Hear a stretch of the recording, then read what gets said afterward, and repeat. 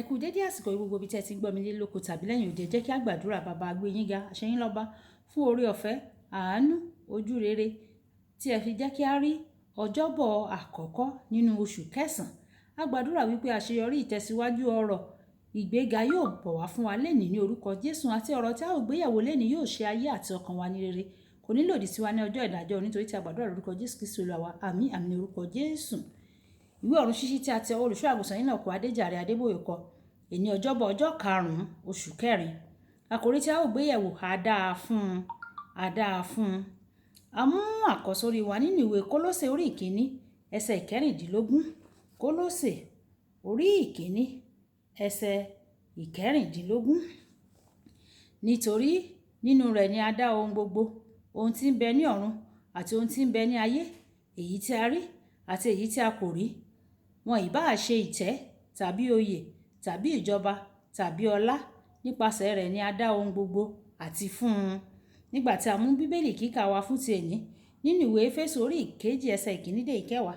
Éfésù orí ìkejì ẹsẹ̀ ìkíní dé ìkẹwàá. Ẹ̀yin ni a sì ti sọ di ààyè nígbà tí ẹ̀yin ti kú nítorí ìrékọjá àti ẹ̀ṣẹ̀ yín, nínú èyí tí ẹ̀yin ti ń rìn gẹ́gẹ́ bí ipa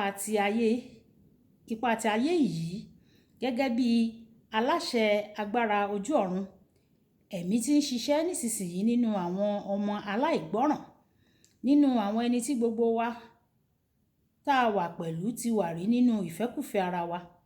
A mú ìfẹ́ ara àti ti inú ṣẹ, àti nípa ẹ̀dá àwa, a sì ti jẹ́ ọmọ ìbínú gẹ́gẹ́ bí àwọn ìyókù pẹ̀lú.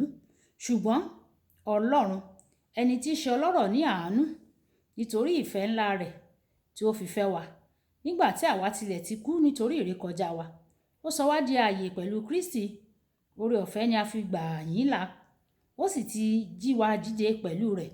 Ó sì ti mú wa jókòó pẹ̀lú rẹ̀ nínú àwọn ọ̀run nínú Jésù Kristi, pé ní gbogbo ìgbà tí ń bọ̀, kí a bá lè fi ọ̀rọ̀ oore ọ̀fẹ́ rẹ̀ tí ó pọ̀ rékọjá hàn nínú ìṣeun rẹ̀ sí wa nínú Kristi Jésù.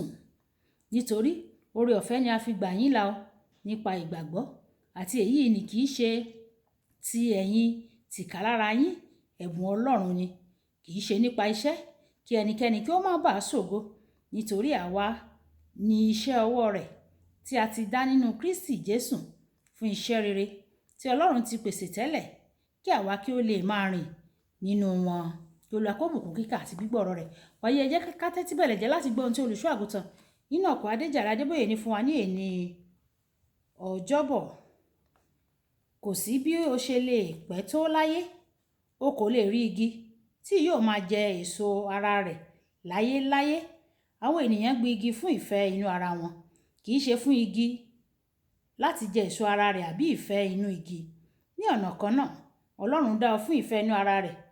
A kò dá ọ láti tẹ́ ara rẹ lọ́rùn o, a dá ọ láti tẹ́ Ọlọ́run lọ́rùn ni o. Nítorí náà, nígbà tí wọ́n bá ń gbé ìgbé ayé wọn láti tẹ́ ara wọn lọ́rùn, wọ́n ṣe ìṣẹ́kíṣẹ́ nìyẹn.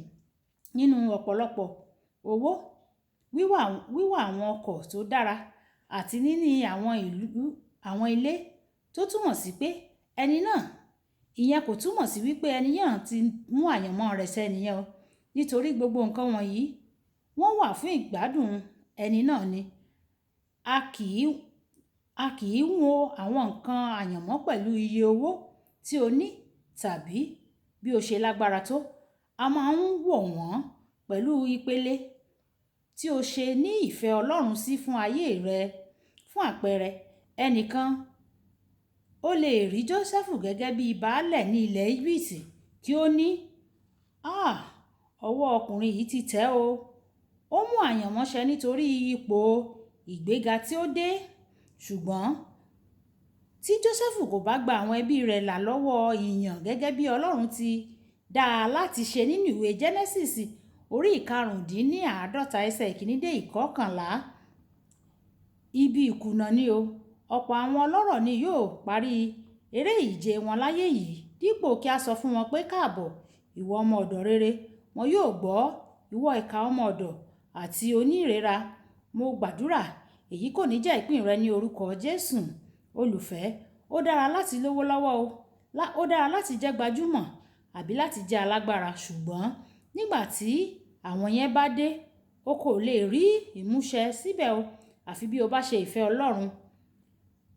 Má sáré tètè tẹ̀lé òjìji o, lépa ìfẹ́ Ọlọ́run fún ayé rẹ o.